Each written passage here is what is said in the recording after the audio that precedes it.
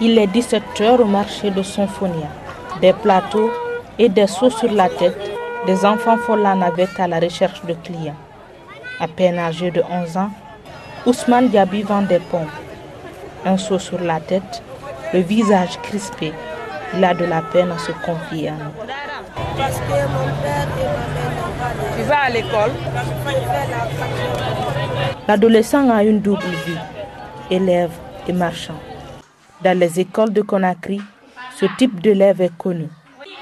À l'école primaire de Kountia, une banlieue de la capitale, les formateurs tentent de comprendre le phénomène. Les élèves sont parfois soumis à un interrogatoire. C'est notre constat, on demande aux enfants pourquoi vous venez en retard. Il y a une en 6e année même ici qui est présente. Elle est avec sa mère, mais quand elle vient à l'école, elle est tout le temps en retard.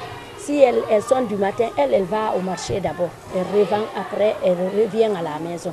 Si c'est le soir encore, elle fait la même chose. L'article 298 du Code de l'enfant en République de Guinée interdit pourtant sous toutes ses formes l'exploitation des enfants. Le Parlement des jeunes veille régulièrement au respect de cette loi pour une meilleure protection des enfants. L'enfant, entrer en relation avec l'enfant, l'interroger, savoir connaître sa situation familiale.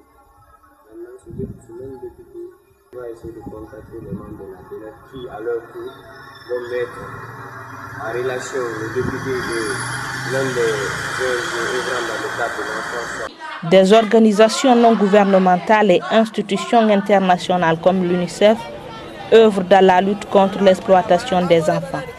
Pourtant, chaque année, des milliers d'adolescents restent sans être scolarisés au profit des activités génératrices de revenus. Les enfants constituent une force de travail non négligeable pour leurs bourreaux.